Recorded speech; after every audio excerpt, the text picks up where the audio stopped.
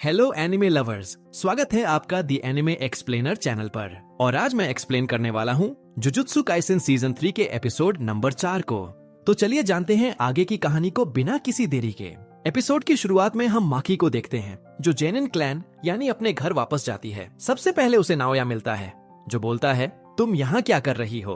तुम्हारी शक्ल तो इतनी खराब हो गई है कि मैंने तुम्हें पहचाना ही नहीं। न तुम्हें जुजुत्सु आता है, न तुम कर्स्ड स्पिरिट्स को देख सकती हो, और अब तो तुम्हारी शक्ल भी बेकार हो गई है। अब तुम क्या करोगी? यूता और मेगुमी के पीछे दुम हिलाती रहोगी क्या?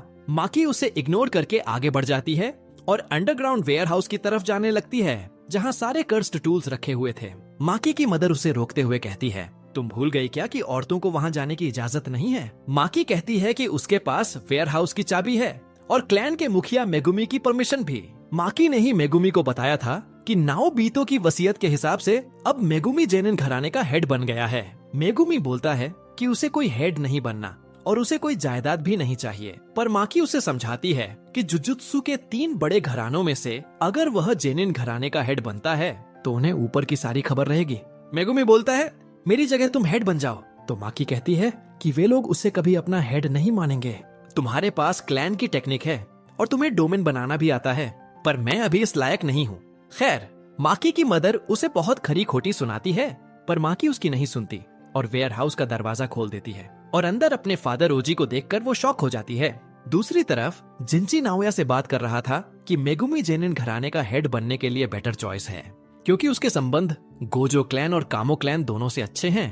पर ये लोग मेगुमी को सारी जायदाद बिल्कुल हड़पने नहीं दे सकते। ये मेगुमी को सीधा मार भी नहीं सकते, क्योंकि ऐसा करने पर गोजो क्लैन और कामो क्लैन इनके खिलाफ हो सकते हैं। लेकिन जुजुत्सु हायरअप्स ने सबको नोटिस दिया है कि कोई भी गोजो को आजाद करने के बारे में सोचेगा भी नहीं। इस क्राइम माना जाएगा।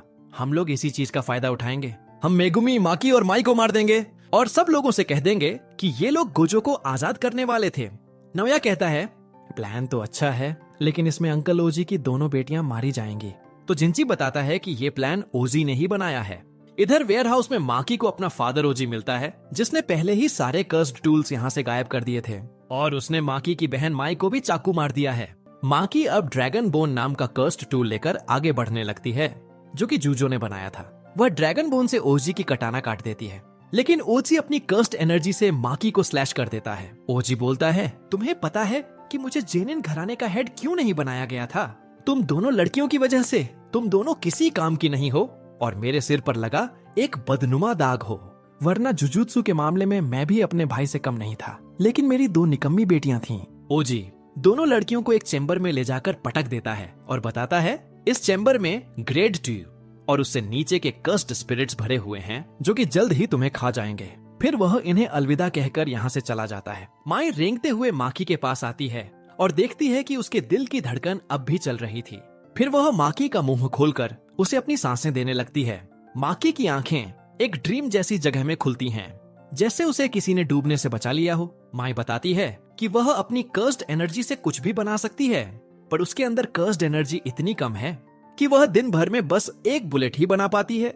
माई माकी से कहती है, मैं तुम्हें कुछ बना के दूंगी, लेकिन इसमें मेरी जान चली जाएगी। माकी को कुछ समझ नहीं आता और वह माई को रुकने को बोलती है। माई अब बताती है कि उन दोनों का जुड़वा होना ही माकी की कमजोरी का कारण है। माकी के पास हेवनली रेस्ट्रिक्शन तो है, लेकिन फिर भी वह कभी तोजी जितनी पावरफुल नहीं बन सकती, क्योंकि जुजुत्सु की दुनिया में जुड़वा लोगों को एक इंसान ही माना जाता है। और क्योंकि माई के पास कर्स्ड टेक्निक है, इसीलिए माकी को हेवनली रेस्ट्रिक्शन का पूरा फायदा नहीं मिल रहा। लेकिन अगर मैं मर गई तो अपने साथ अपनी कर्स्ड टेक्निक भी ले जाऊंगी और तब तुम्हें हेवनली रेस्ट्रिक्शन का पूरा फायदा मिलेगा। माई माकी को कुछ देते हुए बोलती है, एक वादा करो, सब कुछ तबाह कर देना। माकी होश में आती है और देखती है कि माई अब इस दुनिया से जा चुकी है। माई उसके लिए एक सोल कटाना छोड़ गई थी, जिससे माकी सीधा किसी इंसान की सोल पर अटैक कर सकती है। माकी अपनी बहन की डेथ पर रोने लगती है। उन्हें कर्स्ड स्पिरिट्स ने घेर लिया था। इधर ओजी को महसूस होता है कि किसी ने अचानक ही सारी कर्स्ड स्पिरिट्स को खत्म कर दिया है। उसे वैसा ही डर लगने लगता है जैसा उसे कभी तोजी से लगता था। वह अपनी कर्स्ड टेक्निक एक्टिवेट करता है और लड़ने को तैयार हो जाता है, लेकिन माकी बिजली की तेजी से उसे खत्म कर देती है, उसी तलवार से जो माई उसके लिए छोड़ गई थी। जेनिन क्लैन में खतरे की घंटी बजने लगती है। रांता जिंची और नाओया को आकर बताता है, माकी पागल हो गई है और उसने ओजी को मार दिया है। माकी से निपटने के लिए कुकुरु यूनिट को भेजा जाता है। जिसमें ऐसे लड़के हैं जिनके पास कोई कर्स्ड टेक्निक नहीं होती, लेकिन ये मार्शल आर्ट्स में माहिर होते हैं। उनके कैप्टन को लगता है कि माकी ने ओजी को नींद में मार दिया होगा। ये लोग माकी को चारों तरफ से घेर लेते हैं। माकी के पास ड्रैगन बोन और सोल कटाना दोनों थे। वह सोचती है कि अगर वह अपना घर नहीं छोड़ती और माई के साथ यहीं रह जाती तो शायद उनकी जिंदगी अच्छी होती। वह अपनी बहन से माफी मांगती है, पर उसकी आखिरी इच्छा जरूर पूरी करेगी। सब कुछ तबाह कर दूंगी। माकी अब कुकुरु यूनिट को गाजर मूली की तरह काट देती है। तभी चोजूरो अपनी कर्स्ड टेक्निक का इस्तेमाल करता है और 2 बड़े पत्थर के हाथों से माकी को कुचलने की कोशिश करता है। चोजूरो हे यूनिट का मेंबर था, जिसमें जेनिन क्लैन के सबसे पावरफुल सोर्सरर होते हैं। लेकिन इस अटैक से माकी को कुछ भी नहीं होता। वह कैप्टन के गले में हाथ घुसाकर और चोजूरो का दिल बाहर निकालकर उन्हें भी खत्म कर देती है। अब राणता अपनी टेक्निक का इस्तेमाल करके माकी को एक जगह पर रोक देता है और जिंची से कहता है जल्दी इसे खत्म करो। लेकिन फिर भी माकी हिलने लगती है, जिससे राणता की हालत खराब हो जाती है। वह बोलता है माकी अब बिल्कुल तोजी जितनी पावरफुल हो गई है।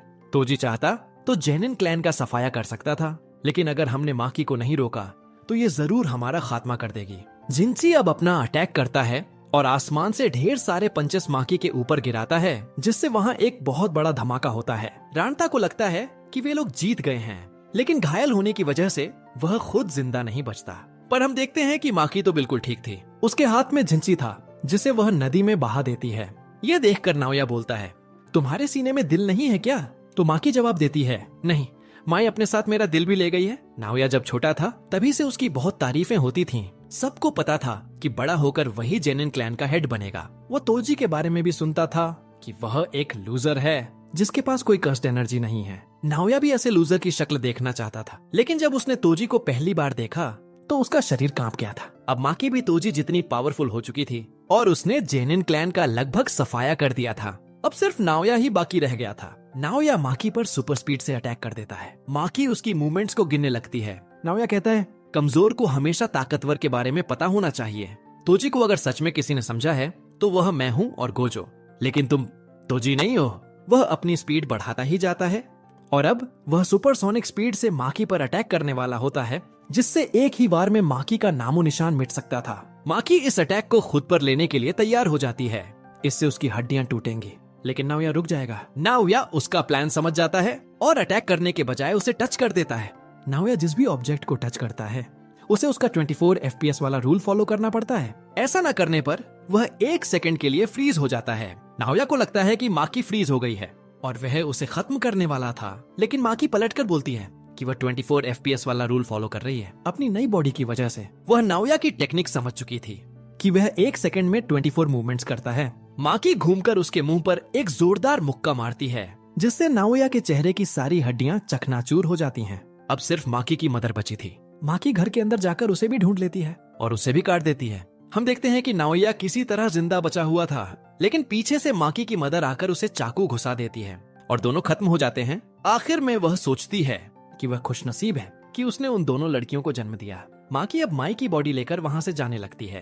तभी मोमो रोते हुए वहाँ आ जाती है और बोलती है कि वह देर कर चुकी है। माकी माई की बॉडी उसके हवाले कर देती है। मोमो माकी से पूछती है अब तुम क्या करोगी, लेकिन माकी कोई जवाब नहीं देती। बाद में हमें पता चलता है कि माकी ने जेनिन क्लैन के बचे हुए सारे मेंबर्स को भी खत्म कर दिया है और किसी को पता नहीं चलता कि ये सब माकी ने किया है। गोजो क्लैन और कामो क्लैन जेनिन क्लैन को बिग 3 से हटाने का प्रस्ताव रखते हैं, लेकिन आखिरी फैसला जुजुत्सु हेडक्वार्टर को करना है। और इसी के साथ यह एपिसोड यहीं पर एंड हो जाता है। तो दोस्तों, आई होप कि मैंने सब कुछ अच्छे से एक्सप्लेन कर दिया है। ये एपिसोड वाकई बहुत ही कमाल का था, लेकिन अगला एपिसोड थोड़ा इमोशनल होने वाला है और साथ ही हकारी की एंट्री भी होगी। तो अगले एपिसोड को बिल्कुल भी मिस मत करिएगा। वीडियो अच्छा लगा हो तो इसे लाइक और शेयर जरूर कीजिए। ना कमेंट करके बताइए कि आपको ये एपिसोड कैसा लगा। और अगर आप हमारे चैनल द एनिमे एक्सप्लेनर पर नए हैं तो चैनल को सब्सक्राइब करके बेल आइकॉन जरूर दबाइए। मैं मिलता हूँ आपसे अगले वीडियो के साथ।